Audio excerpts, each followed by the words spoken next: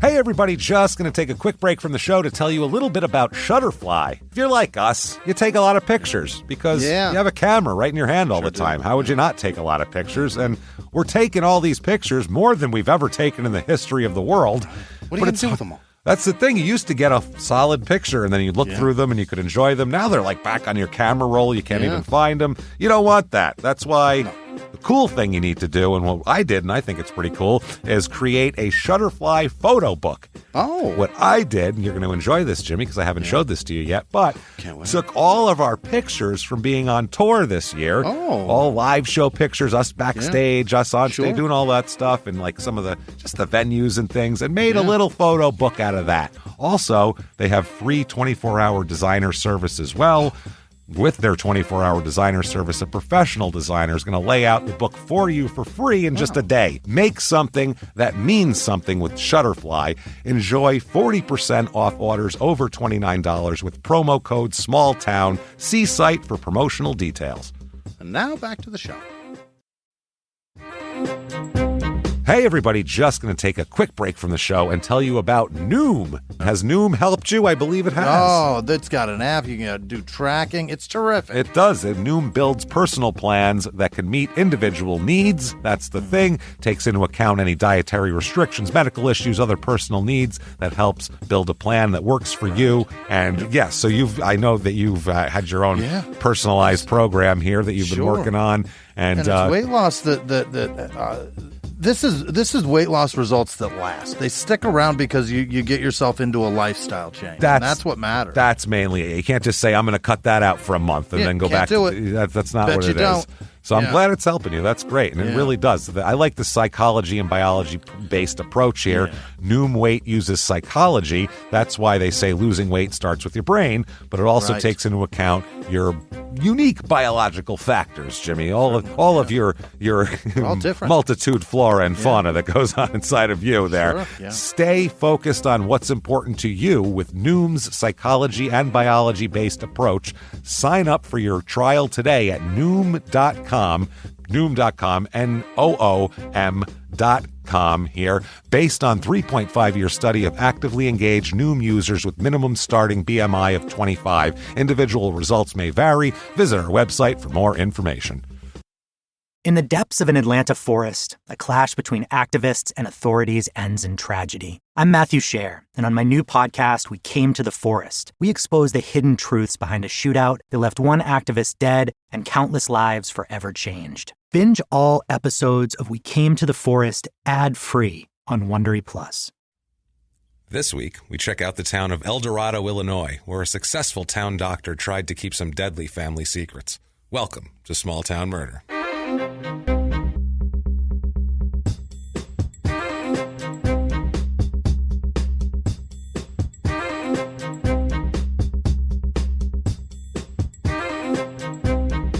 Hello, everybody. Welcome back to Small Town Murder. My name is James Pietragallo. I'm here with my co-host. I am Jimmy Whisman. We're pumped. Hell yeah, we are. We're excited to be here today. We have a wild, wild story for you today. It's really crazy. Town name's fucking great. And wait till you hear how it got the name too. It makes it crazier. And the murder that happened there, murders. Sounds so cowboy. It's a wild. It's not at all cowboy. No. We'll get into it. Before we get into that, I just want to thank, first of all, everyone for your tremendous outpouring of iTunes reviews this week. Support, holy shit, guys! Oh, you're killing it. You are crushing it right now for us. I'm telling you, you guys are the best listeners that a podcast could possibly want or ask for. Thank you guys so much. Yeah, thank you guys so much. If you haven't done it yet, please get on iTunes. Give us 5 stars. Say anything you want. I don't give a shit. Anything. I don't care what you say. Say that. I don't care what you say. I don't care what you say. That's even better. I was going to come up with something else, but you got that. I don't care what you say. I don't care what you say. It doesn't matter. 5 stars. Give I us don't the care 5 what you stars. say. It helps us on the business end so much. So if you like the show and you like to support the show and you'd like to see it get more successful and do better, I sure do. You would please do that. It takes 30 seconds. It's no big deal. Sign in. And if you don't feel like doing that, or once you've done that, I should say, And if you're like, you know what, this show, it gets me through my cubicle, my workout, my drive to work, it gets me through it. You feel unfulfilled after those 5 stars. What else can you do? What more can I do? You can do something else, Jimmy. There is something. You can go to patreon.com /crimeinsports. That is our other podcast, which you should also definitely be listening to. So much fun. Don't have to care about sports at all. It's about the crime and the idiocy and us making fun of them. Yeah. But you can make a donation there. That is more appreciated than you could know. It's heartfelt, honestly. That is as appreciated as something could be by 2 human beings. And if you just want to make a one-time donation, you can go to PayPal, and our PayPal there is crimeinsports@gmail.com. You can do that if you feel like it. If not, if you say, screw you guys, I just want to listen to your goddamn show, shut up and give me murder. You know what? Sit back. Shut up and give me murder. Shut up, I want murder now. Then you can sit back and you can enjoy murder then, because that's fine also. Yeah. We're all good with that. But if you feel like it, help us out there. That would be tremendously appreciated. We got kids. And I have no health insurance. That's true. It's very true. Wait till December, you guys, and you have to sit through 4 weeks of James's stuffy nose. Oh, it's awful. It sounds terrible. Look, there's about, Crime and Sports, there's about 4 episodes there where I sound god-awful because I couldn't get any antibiotics. But, how shitty is that? It was shitty. I gotta say, it felt awful. We were sick at the same time. You got medicine and felt better in like 3 days. I was sick for 3 more weeks. There's one episode of me sounding with like a worse of a wheeze than I already have, and then we have away. to have, and then the next one I'm fine, but you're fucked. I was fucked bad. One thing before we get started, got to do the disclaimer. Got to do it. It's so necessary, and that's a really bummer. Is. It sucks that it's necessary, but you know what? It is necessary, and some people might think it's something that it's not or think it's one thing. This is a comedy podcast, just so you know. The facts are real. The murders are real. All the stats, the research, everything's real. Yeah. That's not what's comedy. James sweats for your pleasure. I have not slept in a while, in a long time, so that's all real. But we do make jokes. We never intend to make jokes at the expense of the victims or the victims' families. That's not what we're about. We're not assholes. We're not looking to make cheap jokes about, we are assholes. We're not scumbags. That's it. There you go. That's it. That's better. We're assholes, but not small town murder. Assholes, but not scumbags. That's us, folks. So honestly, if you want to, have fun and laugh with us, we're going to laugh at some small towns because we're all from a shitty small town, or we're going to laugh at some bumbling, stupid police force, or some murderer who did some stupid shit and thought he'd get away with it. We'll laugh at that stuff. So if that's cool with you, thank you, welcome. Good to have you aboard. If not, we shake hands, we part ways, and we say, adios. Yeah. Hey, not bad. We both decided that Spanish was the chosen dusty language. trail. Enjoy it. And now that we've told people not to listen and begged them not to, let's get on with the show. Let's do this. Today, we're going to Eldorado, Illinois. Sounds so cowboy. It's not cowboy at all. No. It's redneck, but not cowboy. I'll say that. It's a different kind of person there. Eldorado, Illinois. It's not even named for why you would think it would be like Eldorado, New Mexico. Yeah. You got the Marlboro man out on the plains. It's not like that at all. It's in southeastern Illinois. Mm-hmm. The whole area around there is known as Little Egypt for some reason. Okay. Not sure. Don't know why, but that's what the area is known as. If you look it up, it was hard to find out the actual town name because all these articles and everything just says Little Egypt. Little Egypt, that's the area. I don't get it. There's no pyramid of any sort? No pyramid. There isn't much. There isn't like the high school cheerleading team forms a pyramid? No. Nothing? No, maybe. That's the Egypt. Right. That's us now. We are Little Egypt. Those 9 girls made Egypt. We got extra girls. They made a Sphinx one time. We called ourselves Egypt. Actually, it's Illinois, so more nasally. Yeah, that would be super nasally. Yeah, nasally. So anyway, it's about 2 hours outside of St. Louis, about 5 hours to Chicago. So pretty much in the middle of fucking nowhere. Yeah. Let's just say it's not a lot, not close to anywhere that you'd want to go. It's in Saline County. Mm-hmm. It's a small little town, 2.43 square miles. Mm-hmm. So that's a tiny area of a town. Zip code is 62930. Area code is 618. This place, if we're getting a little bit of the history here, started being kind of noticed. Population started swelling to more than just, some scattered farms in about 1900. Reached a peak of 8,000 people in 1925. That's the most they've ever had. Really? Yeah, about double. 1825? 1925. The city's name is spelled Eldorado, like a Cadillac Eldorado, like a Spanish word, except it's not 2 words. It's one word. Eldorado. It's one word, Eldorado, because it is not named for like whatever Eldorado is in Spanish. It is actually named for the 2 founders. This is how bad this is. They're a Judge Samuel Elder and a Joseph Reed.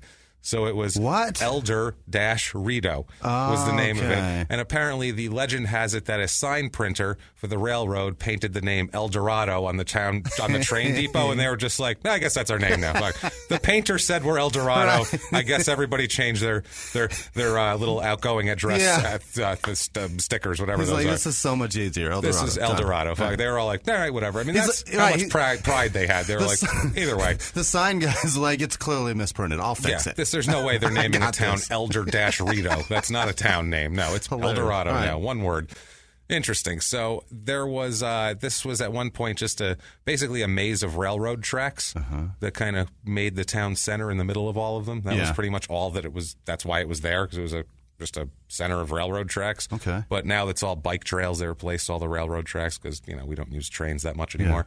As much as we did in the 1900. Right. We have a Beatles connection for you, Jimmy. I know you'll be so excited for this, as we all know Jimmy hates the Beatles. In September 1963, 5 months before the Beatles' first appearance on the Ed Sullivan Show, which was what made them famous here, or even bigger here, George Harrison and his brother were visiting their sister, who lived in a nearby town to this. For some reason, George Harrison's sister moved from England to some little town in the middle of southern Illinois. What the hell? I don't know, but things were not going well for them. They were visiting there, and George Harrison performed at the VFW Hall, the Veterans of Foreign War Hall. Oh my God! With the town band. Oh, that just sounds a local terrible. band, and they said he had a hell George gig Harrison there. got it. And this poor guy. We've all done comedy shows in places like that. I've done a VFW. Yeah. It's not pretty. It's a hell gig. It's it's terrible. a hell gig. They yelled at them and called them long hairs, I'm sure. And he had told him stupid haircut and all that shit. Quit smoking those jazz cigarettes they were telling him. And they're Speak like, American and all that. Speak American. George was probably lucky to get out of the town, because also until about this time, the mid-1960s, this is what's known as a sundown town. Do you know what a sundown town is, Jimmy? I don't. think Horrible things happen after sundown? A sundown town is a town mostly throughout the South in the United States and post-Civil War, but also throughout the North. There was plenty of them. They had them in Connecticut. They had them in every state pretty much there was. Yeah. This was a town that basically had an ordinance that said, if you are black, get out of town before sundown or bad shit's going to happen to you. And they would put a sign. They would put a sign up that said, get out of town. And there's still towns in Texas that have this, by the way. There's still a couple of these towns that they say, oh, it's just a historical thing of the past. No, it's not. No. They mean it, It's a threat. I feel like. And so you can tell this Southern Illinois, by the way. If you're from Southern Illinois, I apologize, but it's fucking true, because I know people that are from Southern Illinois. Southern Illinois is Alabama. It just is Alabama. It's just super redneck and super racist. Yeah, Illinois is Chicago and then Alabama. Chirac. That's what it is. No, it is too. It is Klan territory. Wow. That is. It's even funny too, because I've seen like 2 documentaries that take place in Southern Illinois. Both of them huge Aryan Brotherhood Klan Is that shit right? around it. Absolutely, that's all it is. It's the only way I can describe it. Wow. So this shit continues to this day, and so I'm sure there are towns. Someone's going to say, "I'm from Southern Illinois, and my town is." I understand your town isn't like that. Go to the town over; they're like that. That's what I'm saying. Someone around there is like that, because that's the way shit is. Is that what happened to Sammy Sosa? They converted him, and then he started turning white. Well, no. He didn't go to Southern Illinois. I'm sure he stayed far away from it. He stayed on the north side of Chicago just to stay as far away from. Have you seen him lately? He is so pale. It's crazy. How does that happen? He's losing pigment like crazy. I don't know. I don't know what happened to him. I don't know what happens to a Dominican man when they get older. Do they lose I have no clue. His skin goes gray, not his hair, just his skin. If you're Dominican, it's weird. Shout us out. Tell us if you've been losing pigment. We don't know. We have no idea. But yeah, so it was a sundown town, so that's not terrific. That's not a terrific lineage here of this town. Get into the people here. The population is 4,064 at the moment. It's down about 10% in the last 15 years because what the hell's going on around there? It's about 54% female, which, as we know, is a little higher than average. It's usually about 51. Fascinating. Married people versus non-married people, it's all average. That sort of thing is average. The only thing that's weird there in the stats is there's more than double the average of widowed people there. Really? Yeah, so a lot of dead people there. You'd a lot think of dead that would be in spouses Iraq. there. In Chirac. No. Chicago, they have a lot of dead people and lots of widows. More widows here. Fascinating. More widows here. I would rather be in the worst neighborhood in Iraq than in Chicago than a sundown town, to be honest with you. I don't know. Maybe that's because I'm from the north. Yeah. And I don't. That just shit freaks me out. I'm like, what is going on with that? I don't understand. But whatever. It's the median age here is 36.4, which is about a year younger than the average median age. So you figure it's probably young people or people starting families, all that sort of thing. But it's not. It's actually very odd the way it breaks down.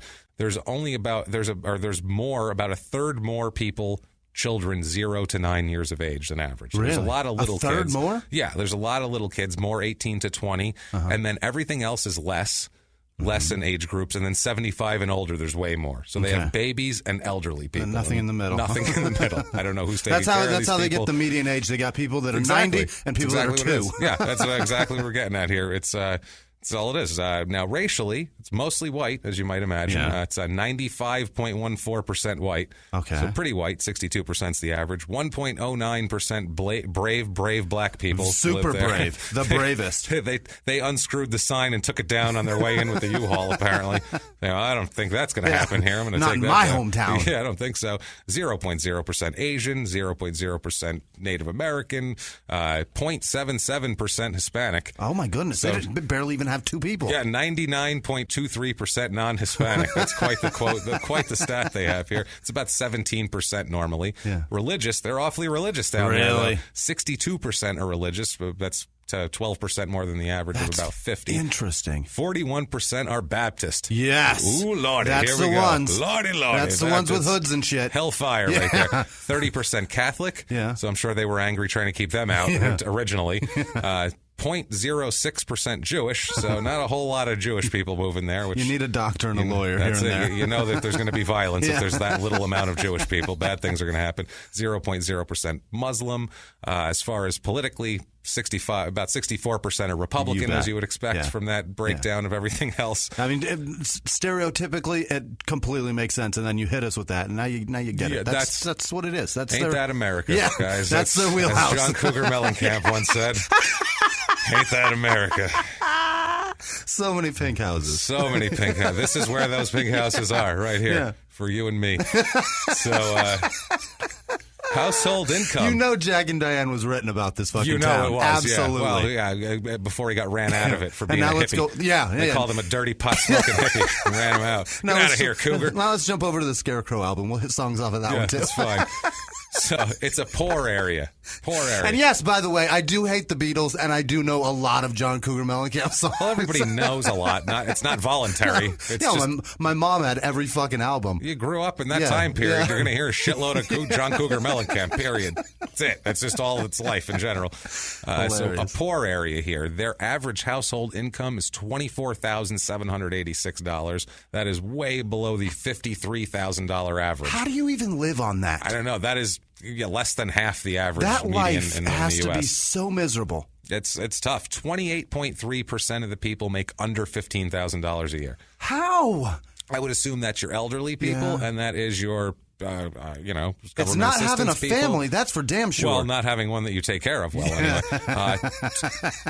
12. Lots of drugs spent. Yeah. Basically, 56% of the people make under $35,000 a year in this town. God. So that's rough. All other income levels are less than average. Only 4% make between $100,000 and $150,000 a year. The average is like 13%. 2% make between $150,000 and $200,000 a year. 0% make over $200,000 a year. The rich get richer. This is a poor town. Yeah, and these people are. Let's not get into the politics of it, but this is a rough area, man. The jobs there are. I mean, it's bleak, man. It's as far as this sounds goes. like it already. Yeah, I'm looking at the jobs and everything, and it's there's some sales, there's a lot of production, transportation, that sort of thing. Mm-hmm. There isn't even a lot of construction jobs. I feel like there's not a lot of jobs there, and there is the unemployment rate's 8.5%, which is 3% higher than our average nationally at the moment. Cost of living, though, overall we do 100 being the average cost of living. Cost of living here is a 73. Okay. Now everything else, groceries, health, all that stuff's around 100. Housing is a 24. 24 out of 100 is housing. Costs you nothing. Nothing to live there. The median home cost here is $44,400. Wow. That's the median home cost. You can absolutely buy a home with $15,000 there. Yeah, average in the country median home cost is $185,800. So that tells you a lot right there. Most houses, about 50% of the houses are between $20,000 and $60,000. That's amazing. Which is incredible. And then a lot. But when you're thinking about a $20,000 house, it's not a house you want. No, only about 4% of the houses are over $100,000 in this entire place, which is incredible to me. That's wild. It's 4%. If we have convinced you to move there, as you have to be closer to this place, as I can imagine, we have the Eldorado real estate report. Fantastic. Average 2-bedroom apartment goes for $635, which is about $400 less than the national average here. 3-bedroom, 2-bath home, 1,500 square feet on Dewey Street is $64,900. Which is a pretty good price for a 1,500 square foot home. A 2-bedroom, 2-bath, 910 square foot home is $48,000. It's newly remodeled also, which I would assume would cost more than $48,000 to remodel a kitchen and a bathroom. A 3-bedroom. Now this is if you're going to live like a king. In Eldorado. You're the one in that 2% bracket that makes a lot. You are making it. It's 3-bedroom, 3-bath, 3,900 square feet.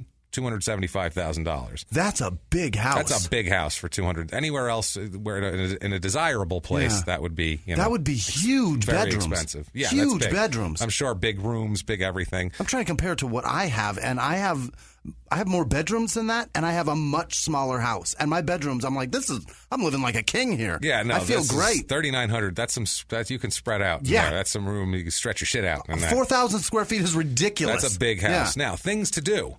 Basically, things to do in this town are nothing. Yeah, you can go eat. You can go lynch. There's some shit to do. There's the cross burning on Wednesday nights. But you want to save your energy, though, for September 17th, when the Town and Country Parade comes. Oh, boy. Town and Country Parade annual. It's at 1 p.m. on the 17th. It says that its slogan is, quote, a little bit country, little bit rock and roll. It says, now, if this doesn't excite you to come out, Jimmy, you're going to be wanting to go here. Let me read the description. You're going to want to go here. Bill Kittinger organizes the parade every year, and our local businesses have a very healthy competition with their floats for winning the big prize. The parade begins at 1 p.m. on Saturday. This year, candy is abundant, and kids of all ages bring their bags to load up. After all, who doesn't love a good parade? You're there, right? You're all going to buy that $48,000 shitty little house. Kittinger sounds like such a Blues Brothers fan. You know, isn't that from Blues Brothers? He's a little country, and I'm a little rock and roll. That is Donny Osmond and his sister. You're right. That is the Osmonds. You're right. Definitely not the Blues Brothers. Neither of them were a little bit country at all. They were both very blues. I saw the phrase coming out of Dan Aykroyd's mouth. That's why. That's ridiculous. So they're huge. They're huge black people Osmonds music is what they did, and Blues Brothers. Fuck the Blues Brothers. You hate the Beatles? I fucking hate the Blues Brothers. And I love Dan. Hate them. I love Dan Aykroyd. I hate the Blues Brothers. Let's get into the crime rates here. Let's get into our crime. Let's get into all this stuff here. The crime, property crime, which is burglary, larceny, theft, your basic small shit, is a little bit higher than average here, actually. It sounds like it's probably a bit methy around here, I'm just going to say. I don't know. Just saying. This is an area where I would go, probably a bit methy. Dad goes to the clan meeting, son's cooking up some meth in the bathtub. I think that's how this is working. And mom partakes to forget that shit's going on in her house. Pills. Yeah. Mom's on pills. Come on. Jesus Christ. Give her some respect. Opioids. It's middle America. Let's get our shit together here, Jimmy. Son's on meth, mom's on opioids, dad's shit-faced at a Klan rally. That's how this works, Jimmy. Alcohol, opioid, come on. She washes them down with a nice Pinot Grigio. There's a flow here. Violent crime, murder, rape, robbery, assault is pretty low, actually. It's about a third lower than average, so it's not bad here. It's a safe place, unless you're black, probably. But hey, let's not get into that right now. Let's introduce somebody. Okay. Let us introduce John Dale Cavanis.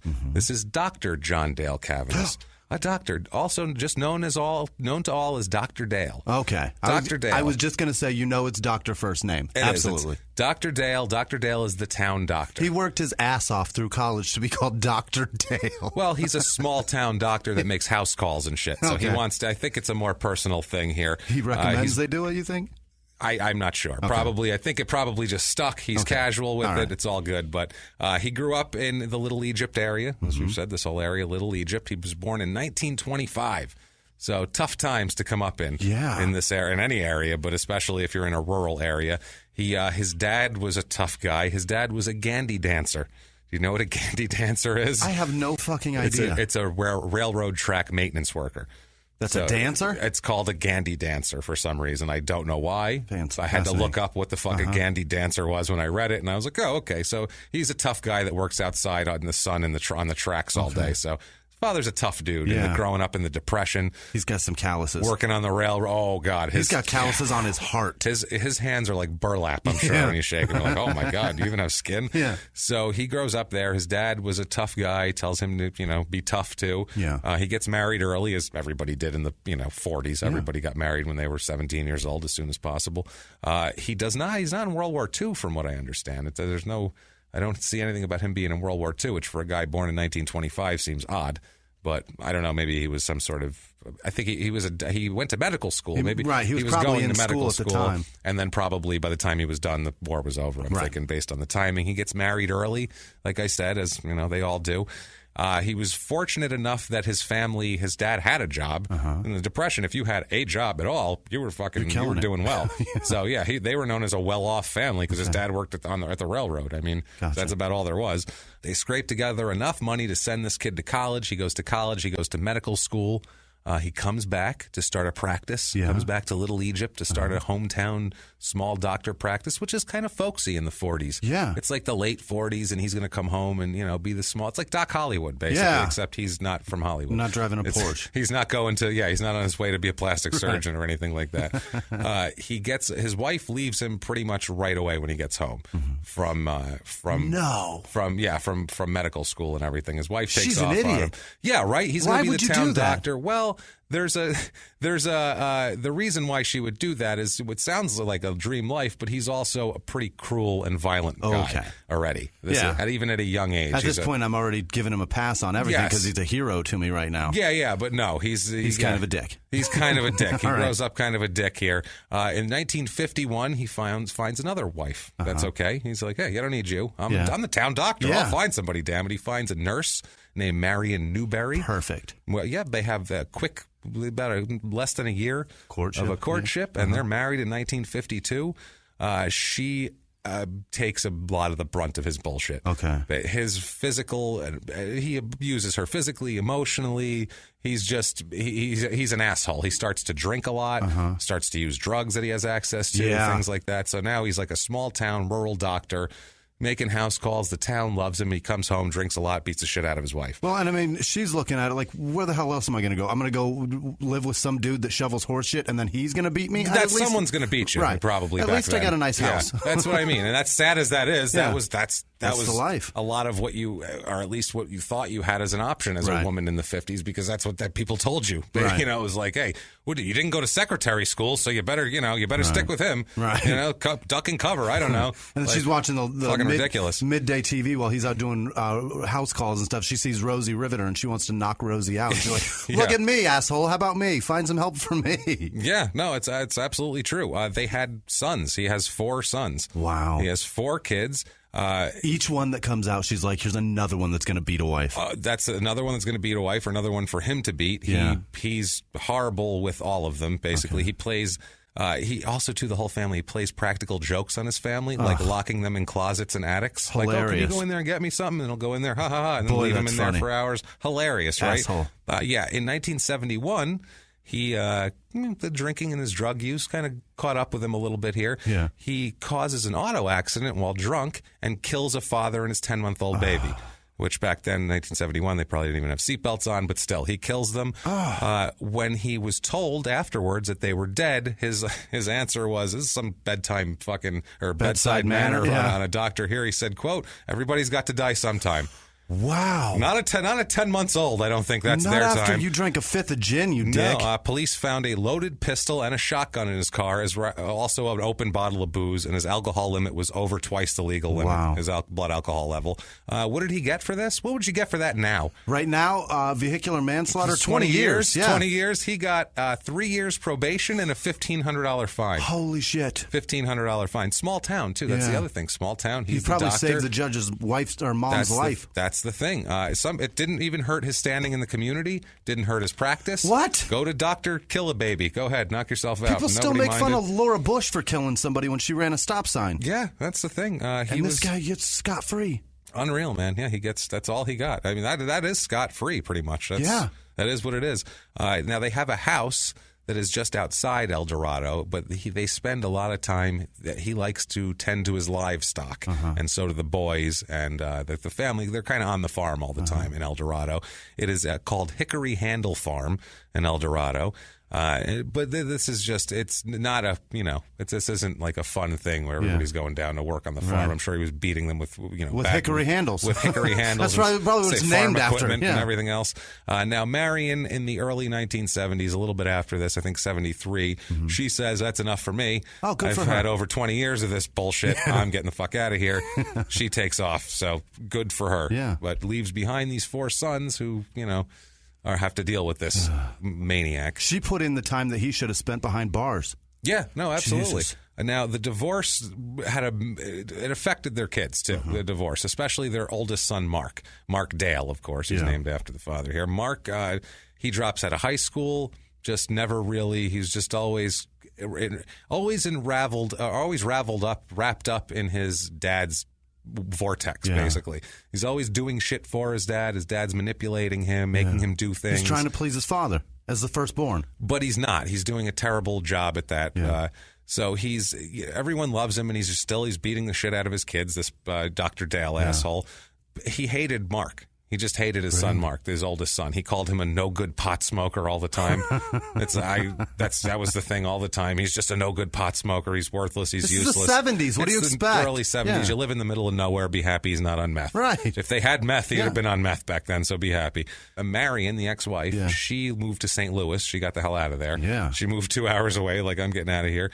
Later on, she would tell people that whenever she would talk to Dr. Dale as on the phone, the ex-husband, all he would do was complain about Mark and make sarcastic comments about Mark and just talk shit about him. It's like, this kid we got, what a piece of shit he is. Like, that was the whole conversation, which is... Eventually you just stop calling because I'm tired of hearing about how much of a shithead my son is from you. Yeah, no, it's absolutely true. He once told with his son Sean, who we'll talk about later. He once had a fight. Dr. Dale had a fight with his son Sean and told his ex-wife on the phone, quote, "I don't care if I go to jail, I'll kill him." Wow, so that's an odd thing to say about your kid. When he's a child. Yeah, the kid was like a teenager at that time. That's a little steep, I think. Jesus. Now, 1977 comes along, and we get to April of 1977, and everyone is invited. Mark invites everybody over for Easter. This includes the Marion, the ex-wife, the kid's mother. Everybody, we're going to have a family Easter here.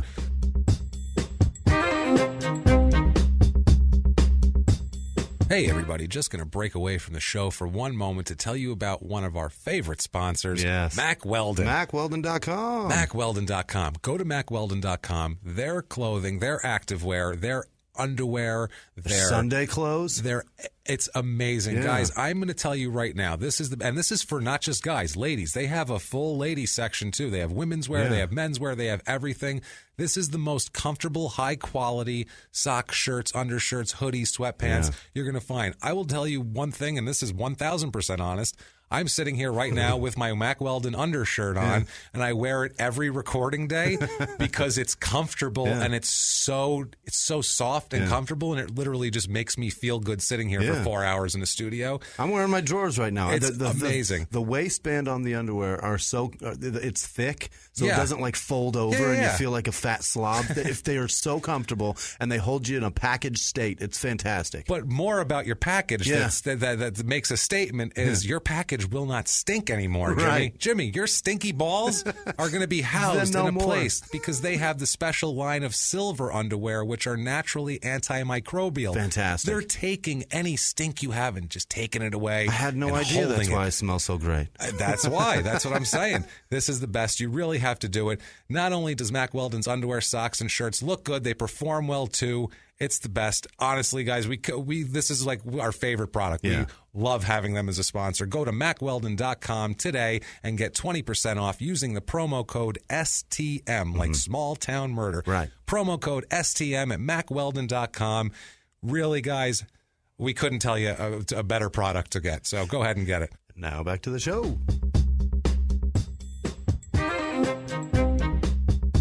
So we get to April. It's April 9th.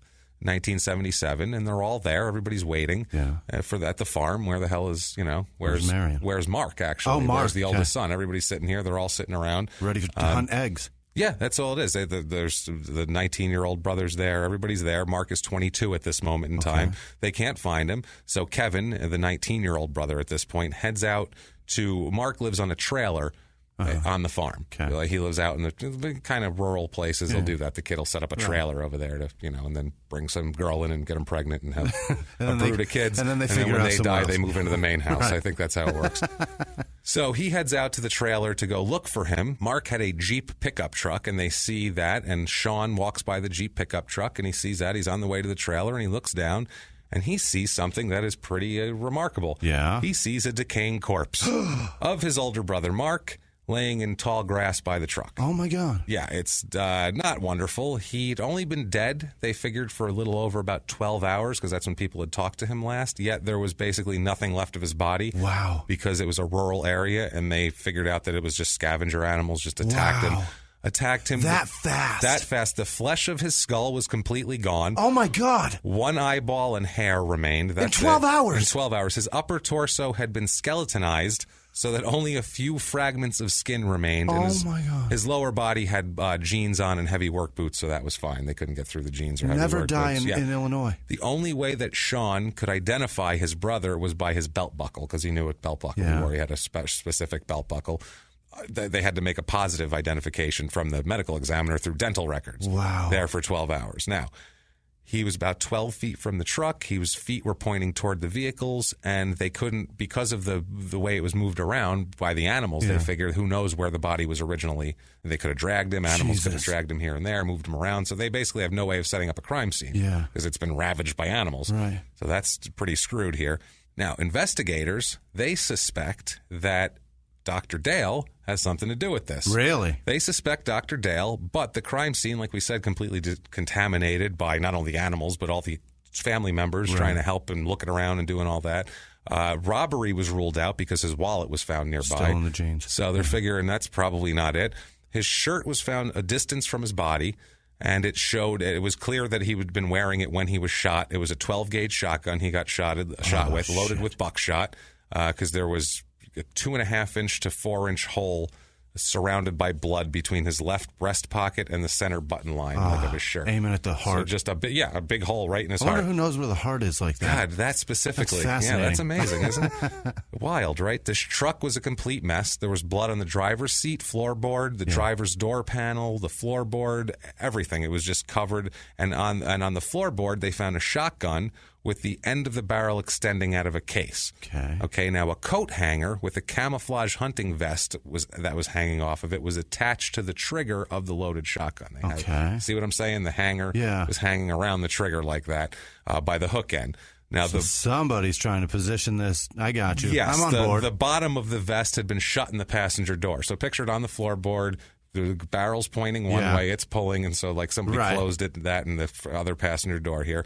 Now, police, they figured that Mark took a point-blank shot to the chest when he reached for the gun and pulled it toward him, because it appeared the coat hanger had pulled the trigger. Right. Now, Kevin, the brother, the younger brother, who's 3 years younger, he does not believe this at all, that it's an accidental death, because he said his brother was way too experienced with guns to just grab a gun off the floor by the barrel. The other thing is, who puts a fucking hanger on the trigger? Yeah, they're saying it was an accident or whatever. Now, the chief investigator agreed with Kevin, not only on his expertise with weapons, but also that that basically the gun, what it was a Browning automatic, wouldn't have ejected the shell onto the floorboard of the truck, which that's where they found the shell. It would have been in the case. It would have been in the case. Right. So they're saying that's a tough one here, but they couldn't figure it out. Also, another thing that's a weird factor is just a couple months before this, Dr. Dale took out a $40,000 life insurance policy on his son, Mark. Oh. So this is pretty naming himself as beneficiary. Of course, obviously. It wasn't like,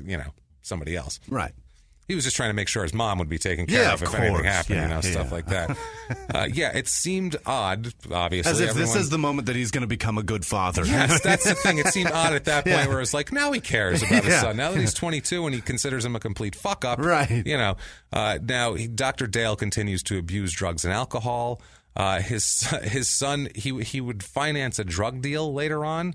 Really? And his son, Kevin, would find out about it, and Kevin said that Dr. Dale told him, quote, if you tell anyone, I'll kill you.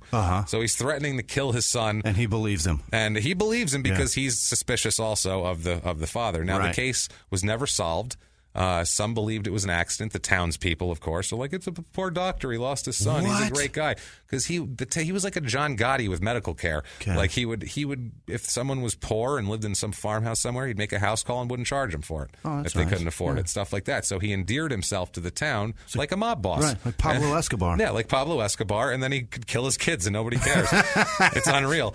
So, but he brought my kid a Coke when he was chewing on my jaw. So, hey, it's all funny. Well, you're really digging into the Doc love that Hollywood, movie. aren't you? I love that I know that. There you go. There's your 80s reference, assholes. Enjoy. Enjoy. We got it. Doc Hollywood this week, guys.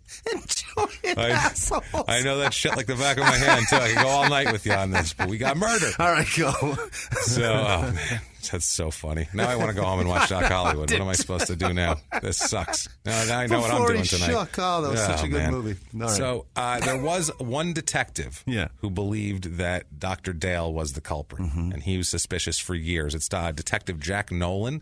Like I said, he was certain that Mark's death was a homicide. He said, quote, he was my suspect all along. He's a 32-year veteran of the state police also. So he's a 20 years plus in the criminal investigation division. Yeah, that sounds like a guy. That's a fucking cop, He's man. on the case. He's got it's going to be solved with Jack Nolan. He's got like on a the loose case. tie. You know what I mean? He's like an old-timey. He didn't have time to tie it. No, he's too busy. I'm too busy. I've been working for 72 straight hours. I don't have Let's time. wrap this shit up as quick as I can. He said, quote, he was the only suspect we had after we went through all the evidence. We've ruled out everyone else. The guilty party is usually the only one left, which is logical. That's why he was a good investigator for 20 years. I like him. Wendell Lambert, who's a former Saline County coroner, also was suspicious of the doctor, according to this coroner's wife. In early 1977, in May of 1977, it ended up finally being ruled as accidental, even though everybody suspects, but they just got no concrete proof. Yeah, it's the lack of physical evidence is what it was, that they couldn't prove it because of the animals attacked the body, so they couldn't really do anything.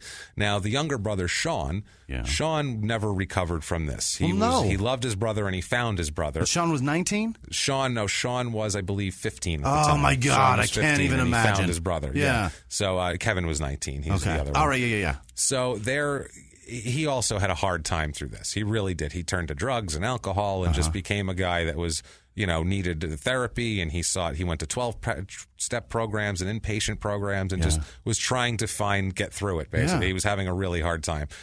Sean actively wanted his father's love too. He goes, he just needs his father. He wants to be loved by his dad. All these kids, they look up to their dad, and their dad's done nothing but shit on them their entire lives. He just doesn't trust him. No, he was constantly just told to fuck off, basically. Now, 1980, we have Dr. Dale had another problem. He has to plead guilty to deceptive medical practices. The details of this are really hazy, but this is his second criminal conviction, of course, after the killing a man and his baby. Yeah. So 1980, like I said, and here he is pleading guilty to deceptive medical practice, which doesn't sound good, but the town behind him, they could give a fuck. Practice doesn't suffer at all. It's crazy. They love him. He's Dr. Dale, goddammit. 1984, Dr. Dale convinces his sons. Now, he says no interest in his sons whatsoever, doesn't come to them for anything. He comes to his sons, Sean and Kevin, and asks them to participate in an insurance investment that would benefit them in the future, because basically you could borrow against the policies. Okay. It's that sort of thing where you could borrow against a policy. Sounds illegal. It's a little shady is where we're going. I'm not an insurance agent, but it sounds a little shady. He told them that he would pay the $1,000. There's $1,000 monthly premiums that he can use as a big tax deduction. Okay. So he said, "Tell you what, you invest in this. I'll pay the premiums in the future. You'll get paid back money." And the kids are like, "Dad wants to do something with us. Holy shit, awesome! Yeah, sure, Dad. And why it's not? Finance. This could be fun. Dad's got money. We're broke and alcoholics. What the hell? This sounds good. You know what I mean? And he did what the this fuck? to us. Yeah, exactly. Now, but he was losing. He was having problems financially, Dr. Dale. He was filing his tax returns that indicated that he was just going deeper into debt. He owes close to $500,000 So God.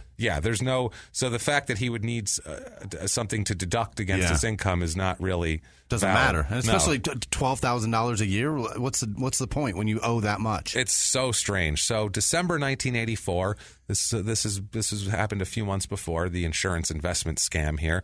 Sean's body is found. Oh no! Yeah, Sean, the son, is found by a farmer in a remote area.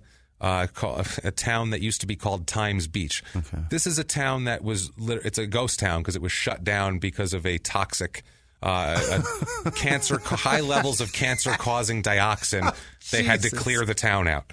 It's one of those. There's a bunch of towns like this. It's like an Aaron Brockovich town.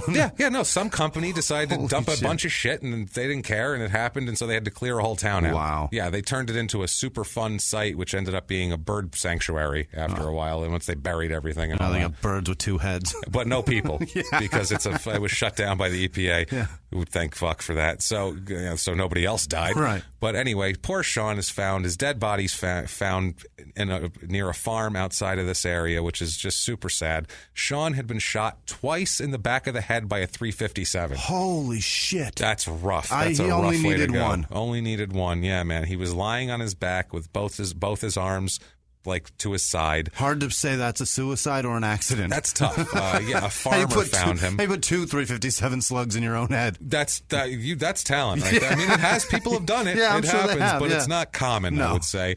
A farmer found him. Sean was dressed. No identification on the body at all, so the farmer didn't know who it was. They called police. Police were able to identify Sean by his fingerprints because luckily he had a misdemeanor traffic stop a couple years earlier that ended up, helping him be identified. Was the best thing to happen to him. But yeah, that's what I mean. The best possible thing. There was 2 entrance wounds, both in the back of his head, and 1 apparent exit wound under the left eye. So that is rough. Yeah, I don't know if one must have stayed in there. When they found the body, it was still warm. Yeah. So they decided it was probably within 3 hours of time of death. The shot to the back of his head, what they think is the first shot, was just to the right of the center line of his skull. Okay. And traveled upward, and that's the one that came out of the left eye. Uh-huh. They said it had been fired from a distance of an inch or less, which is, pretty point blank. That's close. That's as close suicide as it gets, too. That says suicide a little bit. I mean, it's hard to get that gun all the way to the back of your head, though. And it was not a contact wound, though. Okay. It wasn't actually touching the skin because there was less gunpowder on there than there would have been. That's execution style. Yeah. Now, the blood spatter analysis indicated that Sean had been standing with his left arm raised when he was shot, when the shot was fired. Okay. So he was like pointing to something or something like that. Hail standing. Hitler or some shit. He was hiling. I'm not sure. We shouldn't say. We don't know if Sean was. We don't know. Sean seems like a nice kid. Right. Sean's not a Nazi. The poor kid fucking found his brother. He helped take that sign down, guys. Yeah, he Let's did. be honest. He sure did. As a small child, he helped take it down. Let's build Sean up, shall we? Let's get some sympathy for poor Sean here. I feel like he doesn't have enough.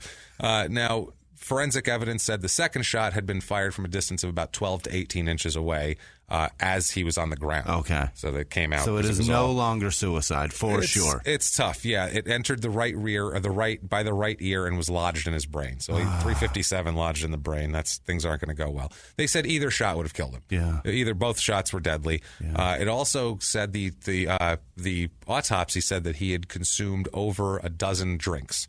His blood alcohol level was like 4 times the legal limit. Jesus. So I mean, he was hammered. Yeah. What they thought at first, going by it, it looked like an execution style shooting. Back of the head, second shot on the ground, 2 shots, second one to make sure. That's execution style is what they thought here. Also, too, the absence of a wallet.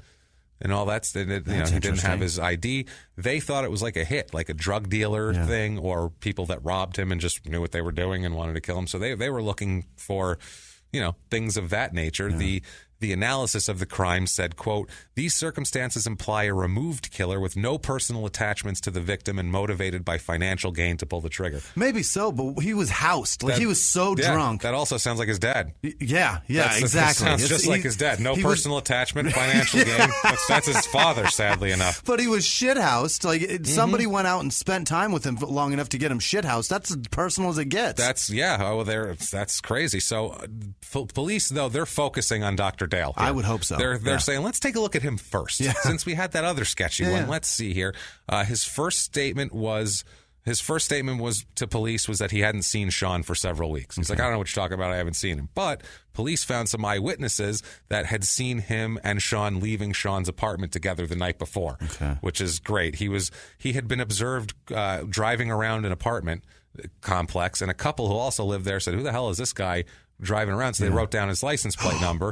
And then they observed Sean and Dr. Dale hugging each other, and they recognized him they said, oh, that's his father, whatever. And they completely forgot about it until they were contacted by authorities saying, hey, did you see anybody with this guy? And they went, actually, his dad was here. Here's his license plate number. And they went, oh, well, that's interesting. Somebody's story now sucks. Somebody's story is now shitty. Yeah. And also, too, they said they heard at 3 a.m., they heard them leaving the apartment. Really? So they heard 2 footsteps leaving the apartment at 3 a.m. So they went out at 3 a.m. for some reason, leaving Sean's apartment. Now, hours after Sean's death, before Dr. Dale was notified, quote unquote, by police, he attends a Christmas party. Really? A community Christmas party, bunch of people there. A bunch of friends were questioned by police. They said he was acting perfectly normal, laughing, drinking, having a good time. So odd. That's not a murderous behavior. No. It was so inconsistent that they were like, God, who could be that cold? Right. You know who could be so callous? Who could possibly be that cold? When they know that 50% of their kids are dead. 50%, yeah. They're dead, and you probably killed them. And both of them were 22 when they died, too. Is that right? Isn't that weird? Oh, both that's kids so were sad. 22 when they died. Now, Kevin, his son Kevin, is getting ready for bed with his wife, and he gets a call. And he's outlived both his brothers at this point. Yeah, he gets a call saying, are you, Kevin? And he's like, yeah, what do you want from me? And they tell him there's been a problem, and Kevin got all pissed off at him and said, how do I know you're a police officer? How do I know who the hell you are? Yeah. He's just whatever. And they said, look, it's serious. He thought it was a joke, Kevin. He was like, I thought it was a joke the whole time. And they told him, your brother Sean is dead. And once he gets down there, Kevin said, look, I'm sorry. I was rude to you over the phone. Well, you can't blame him. He's thinking that's a joke because his whole life he's been told shitty jokes by his dad. Those practical jokes were all terrible, shitty jokes. Can you smell the attic for me? Hey, there you go. He was sitting there for a while. But Kevin says to him, I'm sorry I was rude over the phone. It's just, I've been through this whole thing before. Yeah. And the cop was like, what do you mean you've been through this before? Because this was a new guy. He didn't know. Oh, shit. And he said, I had another brother who was killed 7 years ago. He said, blah, blah, blah. And the guy said, really? Another brother? And they said, was he shot too? And he's like, yeah, of course. And they're like, really? What? Well, then. And they said, how old was he? And he goes, 22. And they go, how old was Sean? 22. This is getting really fucking weird now. This is the worst police department ever. How do they not know that the other one's dead too? I don't know. This is a small town. It's not like they have 20 random 22-year-olds shot in a farm every day. This is, Well, apparently they do. But yeah, apparently they do. Kevin had no idea who would kill him. He said, I don't know who would kill Sean. Everybody loved Sean. He was a good guy. It's the whole thing. So Dr. Dale is confronted about the lie. They're like, hey, they said we saw you. And he said, oh, yeah, I did that on purpose. I understand that was a lie. I did it because, look, we were out drinking, he said. We went out and went for a ride and ended up at a park where he was found. And he said Sean asked his father had a pistol, as he always did. And he said Sean asked to see the pistol. And he said Sean put the pistol to the back of his head and said to his father, tell Mom I'm sorry. And he pulled the trigger. That was his story. Okay, that's one shot. Oh, that's not good. He just told them he was there when he was dead. Now, yeah. That's not good at all. This is even worse. How do you explain the second shot? Yeah. He says the second shot. The other one, he said the first shot was the one that it was behind the right ear that lodged in the brain. That was the one Sean did to himself. But the Dr. Dale said that suicide, him killing himself, would have destroyed his ex-wife. It would have destroyed her. So he said, I have to stage this to look like a robbery. Oh, because my God. My he's ex-wife so dumb. would be so sad if he killed himself. Way less sad if he was robbed and murdered. But if he killed himself, forget it. She couldn't go on. So he said, Sean was on the ground, so he came up behind him and fired a second shot into his head and stole his wallet. This is a guy that's been through medical school, and he is stupid as fuck. And gotten away with murder twice. And he's so dumb. 3 people he's killed. Never been in fucking jail. This is the hubris. He just believes he can just get away with anything at this point. Absolutely. So the story is complete bullshit. Yeah. 0.26 blood alcohol level for Sean, by the way. So he got him shit-faced so he couldn't defend himself. Ridiculous. He didn't even feel that. Yeah, it's at nuts. that level. You wouldn't even feel getting shot. Absolutely. So they think that he's they said, okay, financial benefit with the insurance thing he just did. Financial benefit, lied to us, said he pulled the trigger on a second shot, went to a Christmas party and acted like nothing was wrong. After he admitted to watching his son blow his brains out, then shooting him a second time. And he was like, well, it was fine. So the day after Sean's memorial service, which is very interesting and we'll get to in a moment, the doctor is arrested. Good. They arrest him for murder. He's charged with murder. The community is outraged. They're like, how fucking dare you arrest Dr. Get Dale? out of here. I swear that, how dare you arrest him? He's a good guy. Disbelief. They just refused. So what do? They set up a fund to aid his defense. Get the fuck People out. in the town offered to sell their houses to pay this guy's defense fund. Well, in their defense, it's only like $17,000. That's true. Yeah, they were like, I don't know. That's not going to pay. We all need to sell our houses. It's going to pay like 2 days of court if we get a decent lawyer in here. So just nobody believed it. Why would anyone? People would say, why would anyone stay up all night to save people, then go out and shoot their son? Well, it's crazy. Because he cares about you, not his own kids. How fucked is that? Cuckoo crazy. That would be my fucking guess. That's just off the top of my head. Cuckoo crazy. He's in a lot of debt and he needs money. That's why. That's it. So yeah, legal defense fund is established by a longtime friend named Bertus Herman. Yeah. And he's now deceased. And this held $37,000 at one point for his defense. He has a trial. People they show up, they say, quote, he was the great doctor, probably the best in the area. No one ever disputed the fact that he was a tremendous physician, the Detective Nolan, our hard-boiled detective said. Hard-boiled. I love it. An Eldorado barber named John Martin, he was a close friend of Dr. Dale, said that alcohol would change the doctor's personality. He said, quote, old Doc was a different man when he got a few drinks in him. All right. Which sounds Jekyll and Hyde. just like that's what they call him all through every article, like Jekyll and Hyde doctor, because he's a doctor. Yeah. They're completely uncreative, the press. Yeah. They have no creativity to come up with anything new. So he goes on trial. Courtroom is filled with supporters. They have this big trial, and it ends in a mistrial. Get it? What? In a fucking mistrial. The judge determined that the jury had seen documents that were not introduced as evidence. Somehow they got mixed into everything, so there's a mistrial. But there is a second trial. Okay. They're not letting this guy go with no second trial. Prosecutor Stephen Goldman said in his opening statements that the father and doctor was the beneficiary to the two insurance policies totaling $148,000, wow, which he needed to get out of debt. He said, quote, he took him, this is the prosecutor, said, quote, he took him out and got him drunk and then drove him to an isolated area where he shot Sean twice in the head. The balance sheet will show the defendant had more than $27,000 in out-of-pocket cash expenses from his farm and cattle. The evidence will show the farm was highly mortgaged and he owed money on the cattle. So he's saying this is for his farm, which was like the most important thing to Dr. Dale. Now, his defense attorney, some idiot named Arthur Margulis, portrayed Dr. Dale as just this. He says he's a successful millionaire. I don't know what you're talking about. He has plenty of money, which can be easily shown. Disputed, he said the doctor had a cash flow problem, but he has cash value of more than $1 million. He said he has a lot of shit to sell. He could have sold things off, but he didn't want to. Yeah, but he wanted that money from he that. He loved that stuff. He didn't love his kids. That's what he was doing. Absolutely. Now, Sean's girlfriend, Tina, testified that Sean was often drunk, but he was very cheerful before his death because his father was showing increased interest in him. He was happy. He was like, finally, my dad loves me. Yeah. No, he was setting you up. That's so sad. He loves to kill you. Yeah, this is unreal.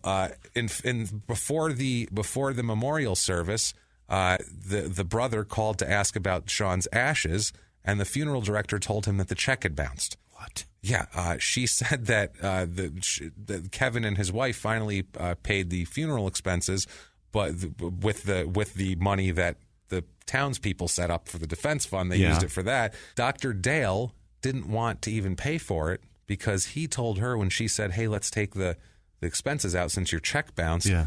He said that Sean was a, quote, hindrance and an embarrassment. And he said that paying for the funeral would be a waste. That's not what you say. Because he said, quote, Sean has no friends. Why spend the money on flowers and music? What?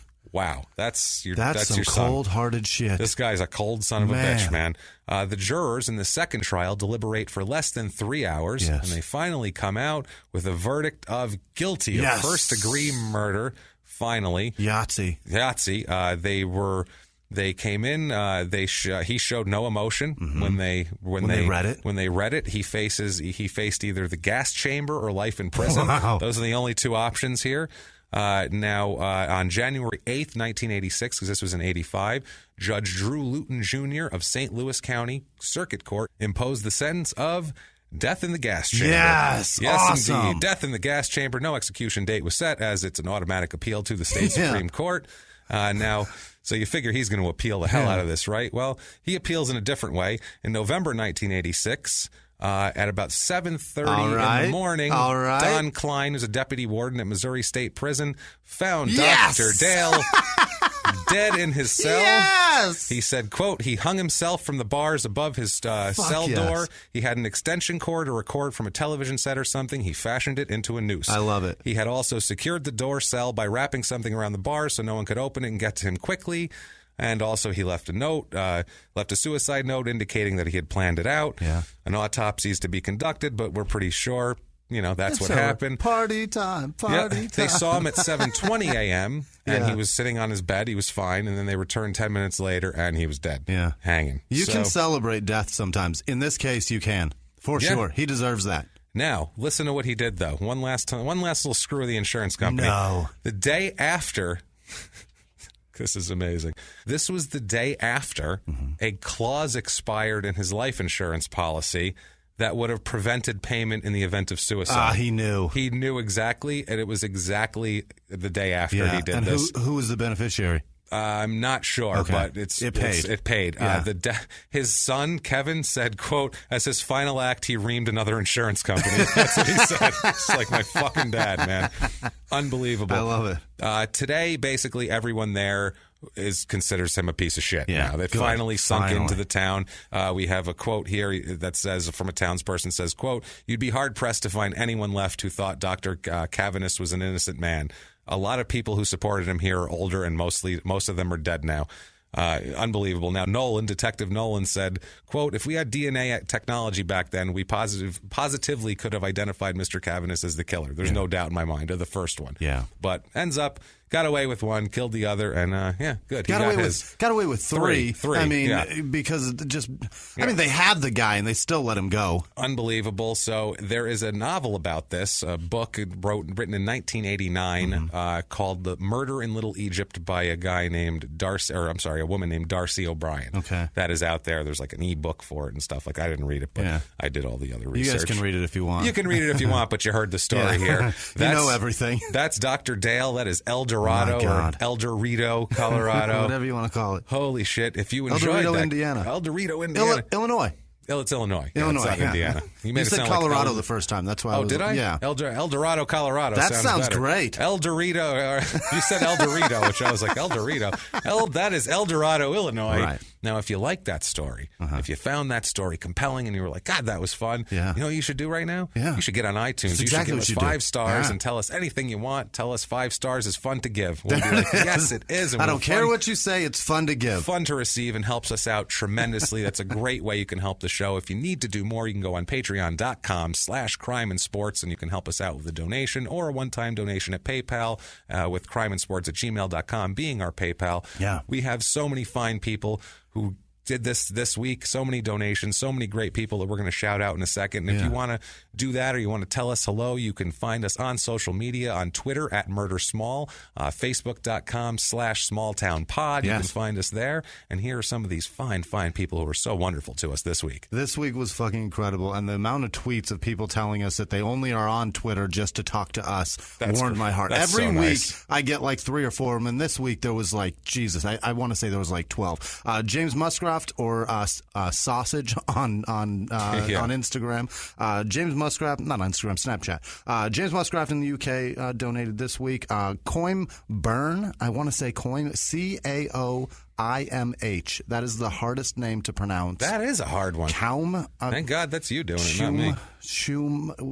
Miss Byrne or Mr. Byrne. Thank you. We recognize you and thank you. Andrew Wigan, Kelly Mack, Alexandra Gia upped her donation, I believe. No, sent twice. That's what happened. Steve Chanel upped his donation. He's the scientist, the guy. Yes, heavy metal scientist. Yeah, he tweets at us every week and tells us something that he learned from the show. We love him. Kevin Giancola, William Davidson upped his pledge. Abby Clark Vidler, Mary Hatcher, Adam Baker sent an email detailing why he loves the shows. Marianne Stump, Megan Hake. Megan Hake. Yes. Sean Whalen, Claire Genevieve Lafleur. That's so much name that she shortened it on Twitter to Lala. She tweets at us every week, and I love her. Joaquin Jorgensen, Linda Plass jogs with us and started re-listening to all the episodes. Yeah, we love her. She's the best. She tweets out everything to us. I believe she upped her donation also. Thank you. She did from $25. That's amazing. Right. Thank you so much. We really, God, we appreciate it so much. Lucy Endrodiova. That's such a long last. I love it. Anyway, whatever. My last name's Pietragallo. I'm not going to say shit. Yeah. Lucy Endrodiova. Hell of a name you got there. I like it. Jennifer Gish. Tasha Rossi upped her donation. Thank you. Bart Stockton. Ricky in New Zealand at Nude Toes. Whatever. Yeah, he's got a fetish. What do you want? It's a girl. Oh. Alana Spano, Jason Kobler, and then Sloan Proenza. She's in New Jersey. She's a college student. She doesn't have a lot of money. That's what she said. Of her. So she didn't donate anything. She didn't donate cash. Yeah. She took and financed a package all the way across this country and sent us a ton of stuff for the show. So thank you, Sloan. Thank you. You're a sweetheart. Rock. Thank you. We appreciate it, and thank you. Thank all of you for doing that. We appreciate every bit of attention you want to give us, every nice word that you throw at us, every donation, every review. And really, we see it and we love it, and it means a lot to us, and it makes the show worth doing because God knows, financially, it's not the most lucrative thing in the world at the moment, but you guys are helping it become a better that way, and that's the way we like it, honestly, because we'd rather be beholden to you than anybody else. That's what it is. I'd rather hear from you guys and you guys tell us when you're pissed off at something we do. Yeah, because you're much easier to talk to. And we'll tell you to go fuck yourself, but still, afterwards we'll have a shake hands and we'll listen to another show. We'll hug it out. And next week we'll do it again. That's right. You want to give them your social media, Jimmy? At Whisman Sucks, WHISMAN Sucks on Twitter, Instagram, and Snapchat. Find me. And I am at Jimmy P is Funny on all the appropriate apparatus. Yeah. And you can try to spell my name if you want, or cut and paste from the show description if you want to be smart about it. Other than that. Or you can see my man James Pietragallo at Jimmy P is Funny at the Tempe Improv next weekend with This weekend. Yeah. Tonight. Yes. Tonight through Sunday. That's it will be with John Reap at the Tempe Improv. Yeah, if man. you want to come out and see that. He's awesome. He's funny. Time. And James is too. Yeah, we'll have fun. Actually, he is. He's awesome. He's funny. And so is John Reap. We'll say it that way. Thank you, Jimmy. I appreciate that. We're going to have a ball, but guys, can't wait. And till then, we'll see you next week, guys. It's been our pleasure. Bye.